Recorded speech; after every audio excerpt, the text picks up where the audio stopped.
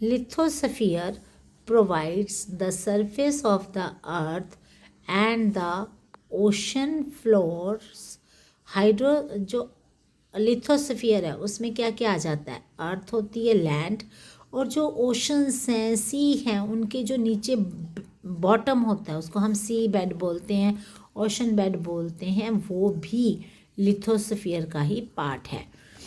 और जो उसके ऊपर पानी है, hydrosphere, hydrosphere provides water in all forms and the atmosphere provides air. Water in all forms मतलब river, ocean, lake, pond, sea, all that. और एटमॉस्फेयर प्रोवाइड्स एयर। एटमॉस्फेयर किससे बना हुआ है? Layers of air. All these three realms of the earth together support life and allow life to flourish. जो ये three हैं जिसमें से हमारे पास क्या आता है? Biosphere, lithosphere and atmosphere, lithosphere and hydrosphere.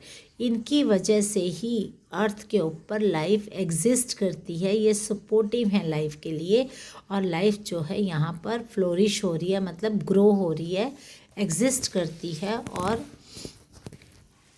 हमारा जो अर्थ है वो लिविंग प्लैनेट है।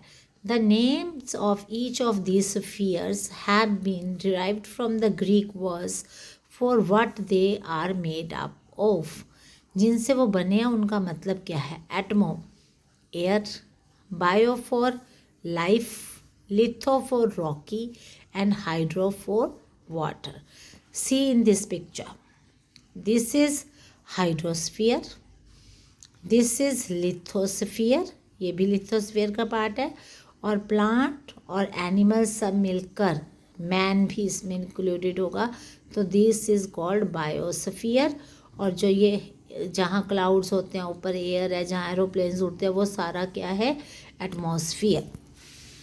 नेक्स्ट, अब हम फर्स्ट ऑफ ऑल एटमॉस्फेयर के बारे में जानेंगे।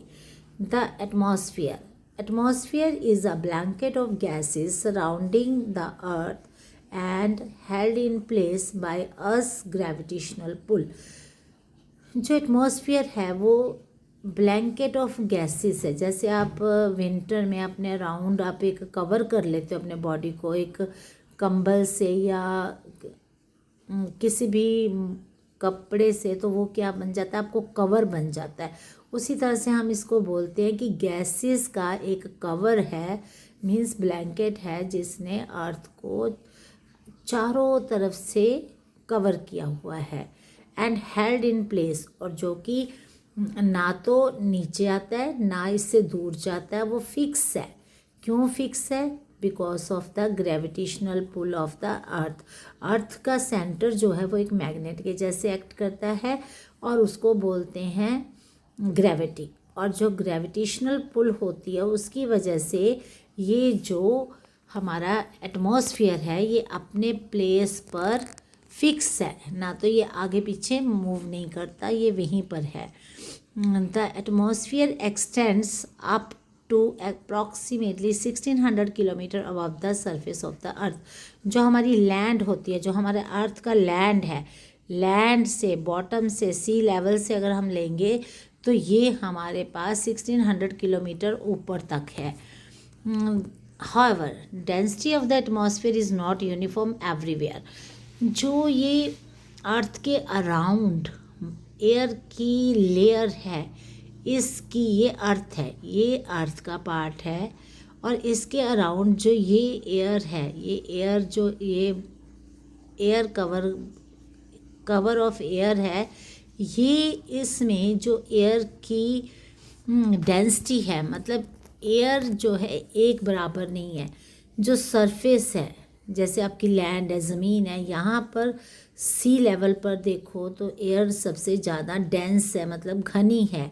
यहाँ पर हवा ज़्यादा घनी है, डेंस है। जैसे जैसे हम ऊपर की तरफ जाते हैं, मतलब हिल्स की तरफ जाते हैं या पहाड़ों की तरफ जाएंगे, ऊपर ऊंचाई की तरफ जाएंगे, आसमान की तरफ जाएंगे, तो ये डेंसिटी जो है वो कम होती जाती है।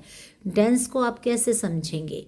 डेंस का मतलब होता है कि अगर आप देखो एक बॉक्स है, एक और बॉक्स है। इस बॉक्स में मैंने 50 बॉल्स टाइटली पैक कर दी और इसमें मैंने 20 बॉल्स रखी हैं। तो ये बॉल जो हैं वो लूज़ पड़ी हुई हैं और इसमें एकदम टाइट टाइट पैक्ड है। तो हम ये भारी होगा, तो यहाँ पर इसकी डेंसिटी ज़्यादा है, इसकी डेंसिटी कम है, मतलब कि यूनिट एरिया में ज़्यादा चीज़ें हैं और इसमें यूनिट एरिया में कम चीज़ें हैं। तो इसको हम डेंसिटी बोलते हैं। डेंसिटी का मतलब होता है कितना मास कितने वॉल्यूम में पड़ा हुआ है, that is called density. Mass upon volume is known as density. जो चीज़ हल्की होती है वो लेस डेंस होती है, जो भारी होती है वो मोर डेंस होती है। However, density of the atmosphere is not uniform. Uniform मतलब एक समान नहीं है everywhere. It varies with height. सी पर एयर की डेंसिटी ज़्यादा है और अगर हम माउंटेन के ऊपर जाते हैं तो एयर की डेंसिटी कम हो जाती है। मतलब कि जैसे जैसे हम सी लेवल से ऊंचाई की तरफ जाते हैं, आसमान की तरफ जाते हैं, तो हवा हल्की होती जाती है। It is very dense near the surface of the earth as most of the gases are concentrated. Concentrated मतलब concentrated को आप ऐसे समझो जैसे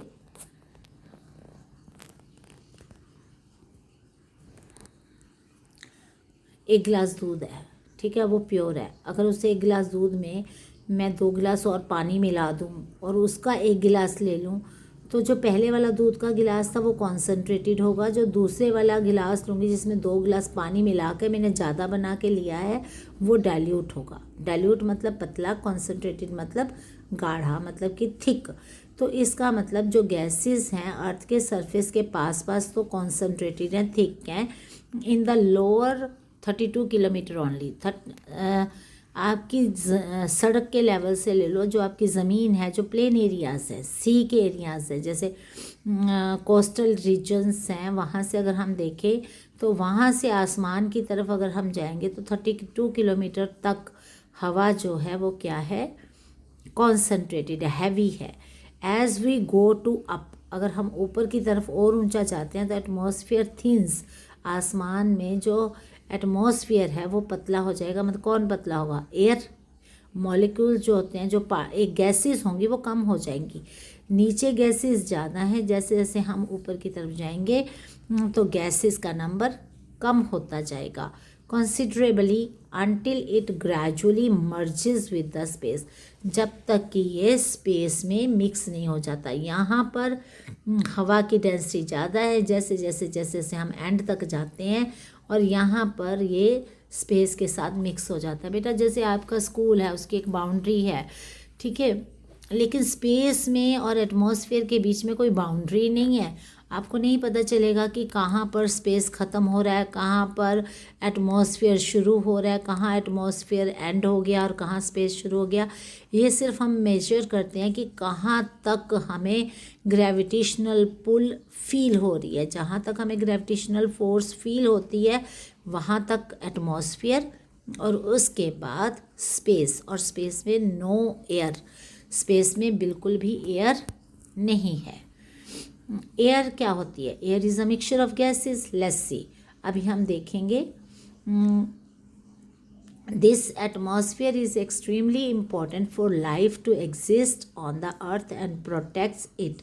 ये एटमॉस्फेयर जो है इसी की वजह से अर्थ के ऊपर लाइफ है और ये जो एनिमल्स हैं, प्लांट्स हैं, उनको प्रोटेक्ट भी करता है।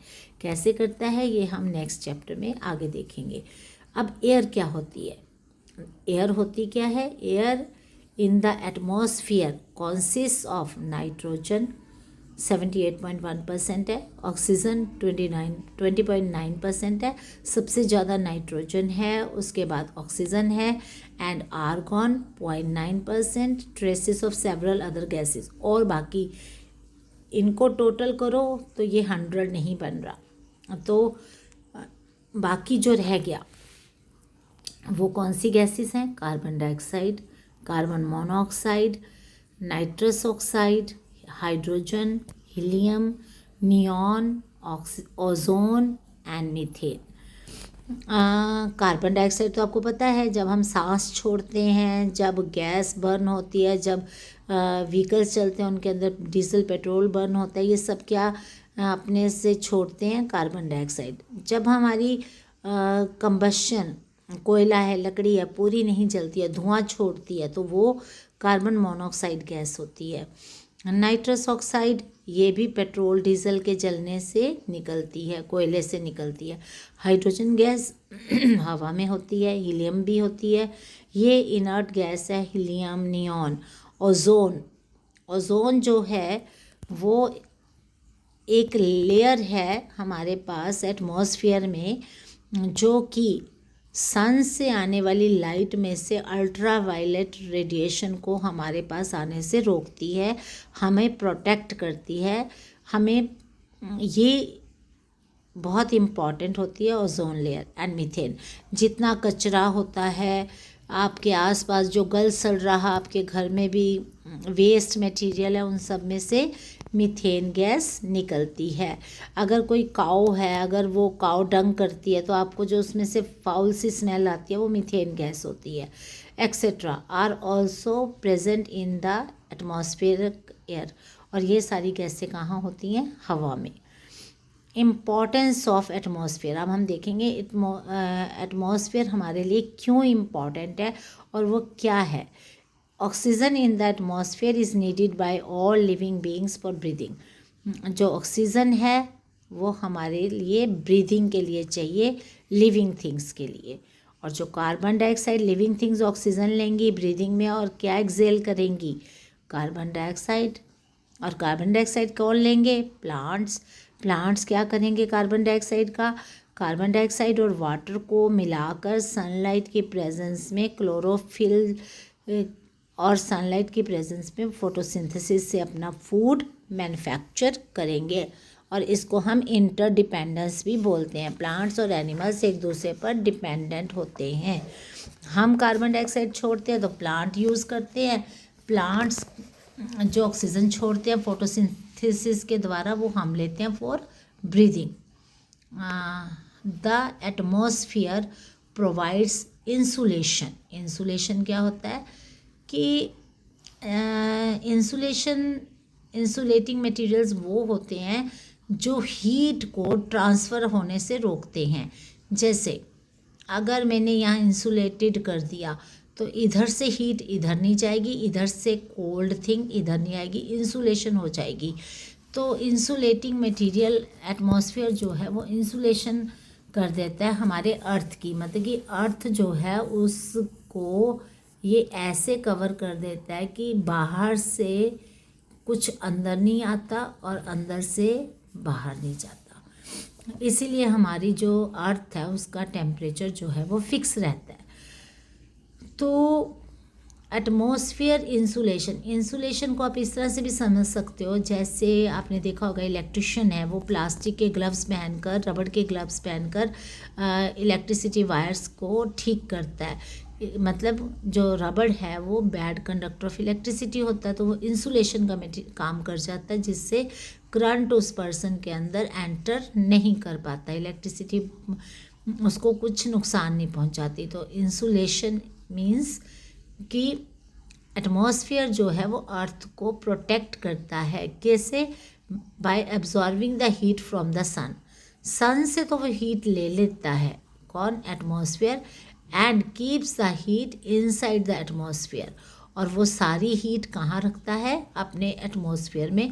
और थोड़ी सी गर्मी हमारे पास अर्थ पर आने देता है जिसकी हमें ज़रूरत होती है। Thus it help the earth in staying warm. और अर्थ को क्या रखता है? गर्म। अगर एटमॉस्फेयर नहीं होता तो हमारा यहाँ पर भी लाइफ ना होती। हाँ, जैसे मार्स है, हम मार्स पर क्यों नहीं जाके रह सकते, हम मून पर क्यों नहीं रह सकते? क्योंकि उनके ऊपर एटमॉस्फेयर नहीं है जो हार्मफुल रेडिएशन को एब्जॉर्ब करके अपने पास रख सके। 10 it helps the earth in staying warm. तो हेल्प क्या करता है? अर्थ को गर्म रखने में मदद करता है। This is called the green house effect. इसको हम ग्रीन हाउस इफ़ेक्ट कहते हैं। आपने देखा जब क्लाउड्स होते हैं, क्लाउड्स, उस दिन आपको ज़्यादा ठंड नहीं लगती। क्यों? जो क्लाउड्स होते हैं ना, देखो क्या होता है कि दिन के समय में जब सन की हीट पड़ती है तो एटमॉस्फेयर एब्जॉर्ब कर लेता है और वो धरती को दे देता है, धरती गर्म हो जाती है। रात को सेम हीट अर्थ छोड़ती है एटमॉस्फेयर में। जब अर्थ एटमॉस्फेयर में वही हीट छोड़ती है तो जो क्लाउड्स होते हैं ना, वो हीट को निकलने नहीं देते, वो वहीं ट्रैप कर देते हैं, जिसकी वजह से जब क्लाउडी होता है वेदर तो हमें ठंड कम लगती है, लेकिन बारिश होने के बाद फिर हमें लगती है ठंड। तो ग्रीन हाउस इफ़ेक्ट कहते हैं इसको, कि अगर जो गैसें हैं वो अर्थ के एटमॉस्फेयर में ही रह जाती हैं और गर्मी बढ़ा देती हैं, धरती की ज़्यादा गर्मी बढ़ जाती है, तो उसको बोलते हैं green house effect. Carbon dioxide है, नाइट्रोजन डाइऑक्साइड है, सल्फ़र डाइऑक्साइड गैस है, ये सारी गैसें ग्रीन हाउस गैसें हैं जो कि हमारे व्हीकल से निकलती है, हमारी फैक्ट्रियों में से निकलती हैं, और इसकी वजह से धरती जो है उसका टेम्परेचर बढ़ रहा है। Ozone gas in the atmosphere filters out the sun's harmful ultraviolet radiation. मैंने अभी थोड़ी देर पहले बताया था आपको, यूवी लाइट, इसको क्या बोलते हैं, अल्ट्रा से यू, वायलेट से वी। यूवी लाइट जो है उसको रोकती है, वो बहुत हार्मफुल होती है, वो कार्सिनोजेनिक है, जिससे स्किन कैंसर होने का खतरा रहता है। Atmospheric temperatures greatly affect the climatic conditions like level of precipitation, storms etcetera. जो एटमॉस्फेयर का टेम्परेचर है ये हमारे क्लाइमेट को बहुत अफेक्ट करता है। इसकी वजह से ही प्रेसिपिटेशन मतलब रेनफॉल, बारिश होती है, स्टॉर्म्स आते हैं, मतलब कि आंधियाँ चलती हैं, ये सब एटमॉस्फेयर में ही चेंजेस आते हैं। Various layers of earth atmosphere, earth के एटमॉस्फेयर में जो एयर है, एयर को हम 5, देखो दिस इज़ अर्थ, अर्थ के ऊपर जो सबसे पहली लेयर है, ये 5 लेयर्स में हमने इसको एटमॉस्फेयर को डिवाइड किया हुआ है। जो सबसे फर्स्ट लेयर है that is called troposphere, troposphere. उसके बाद स्ट्रेटोस्फियर, स्ट्रेटोस्फियर। उसके बाद मीसोस्फियर। उसके बाद थर्मो, गर्म होती है, थर्मोस्फियर। और एंड में आ जाती है एक्सो, बाहर वाली एक्सोस्फियर। तो ये लेयर्स हैं। ट्रोपोस्फियर जो बिल्कुल हमारी अर्थ के ऊपर ऊपर हमें दिखाई देती है, इसको क्या बोलते हैं, ट्रोपोस्फियर। और जहाँ पर एरोप्लेन्स उड़ते हैं that is called a stratosphere, और यहीं पर हमें ओजोन लेयर भी मिलती है। उसके बाद जहाँ क्लाउड्स बनते हैं दैट इज़ कॉल्ड मीसोस्फियर, और जहाँ पर हमारा सैटेलाइट घूम रहा है दैट इज़ कॉल्ड थर्मोस्फियर, और उसके बाहर जो आ जाएगी हमारी एक्सोस्फियर है। Next, the Earth's atmosphere is divided into 5 layers on the basis of changes in the temperature with height. Height के साथ साथ हमने एटमॉस्फेयर को डिवाइड कर दिया जैसे जैसे उसमें बदलाव आते हैं। अब सबसे पहले आ रहा है ट्रोपोस्फियर, जो अर्थ के बिल्कुल साथ होता है, और इसकी लेंथ कितनी है, कितना हाइट तक है, ये 8 किलोमीटर से 18 किलोमीटर तक। मतलब कि ग्राउंड को हम 0 मानेंगे, उसके 8 किलोमीटर से 18 किलोमीटर तक कौन सी लेयर आती है, troposphere.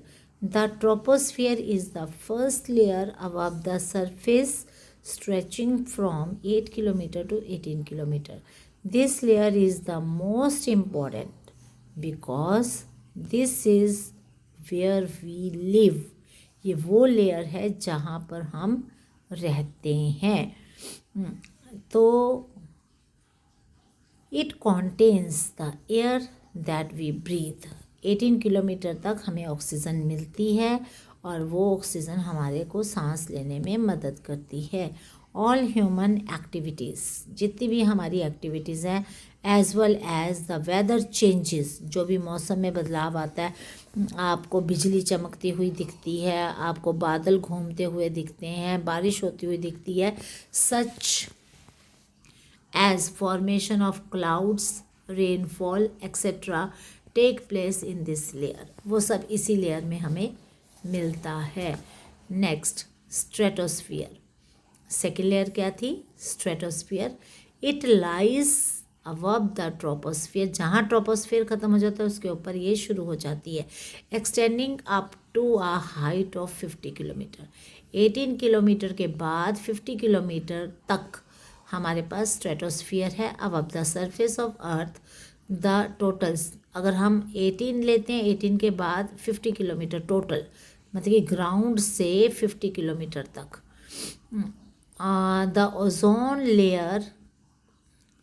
The ozone gas in this layer protect us from the harmful radiations of the sun, that is UV light.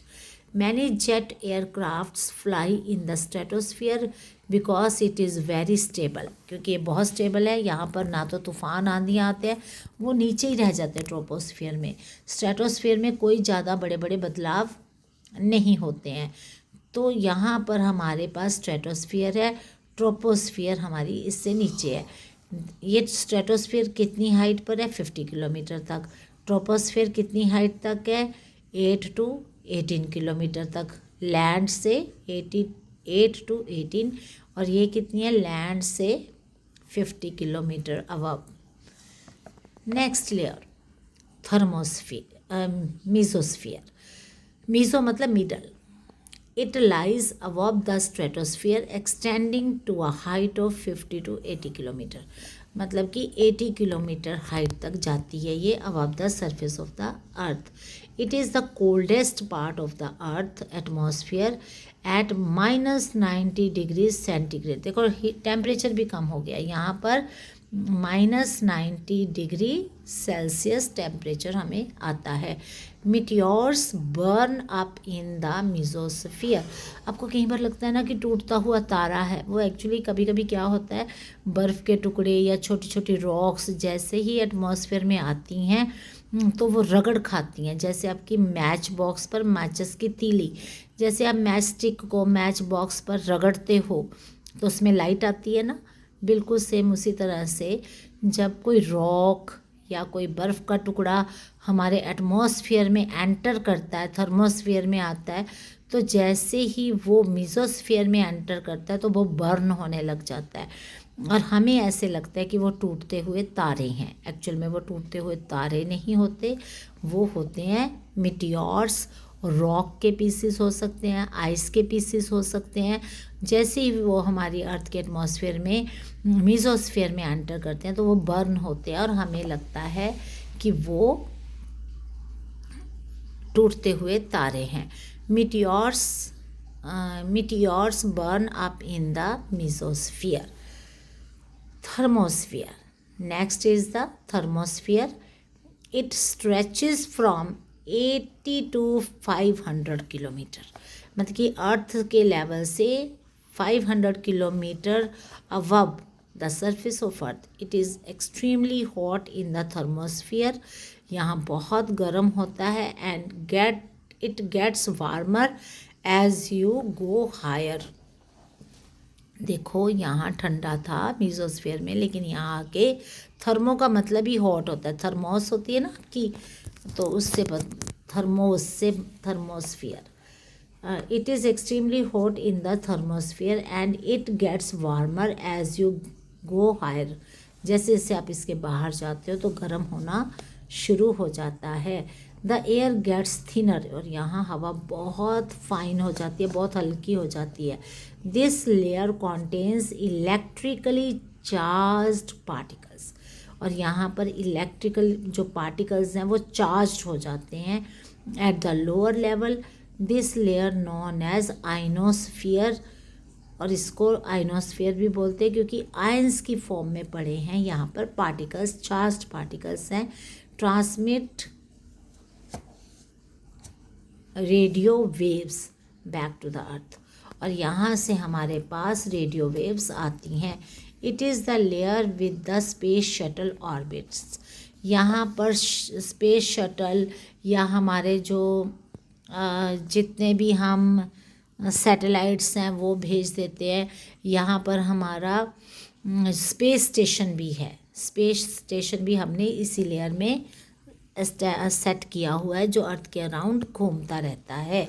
अभी हमारी सुनीता विलियम भी इसी में स्पेस स्टेशन में गई हुई हैं। Next, exosphere. Last is the exosphere.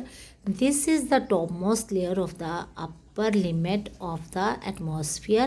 It extends from 500 to 10,000 kilometre. अर्थ से 10,000 किलोमीटर तक क्या है? Exosphere. The atmosphere merges into space in the extremely thin exosphere. It contains light gases like hydrogen and helium. It is extremely hot in this layer. ये layer बहुत गर्म होती है। अब new thing is the atmospheric pressure. We will do this tomorrow. Thank you.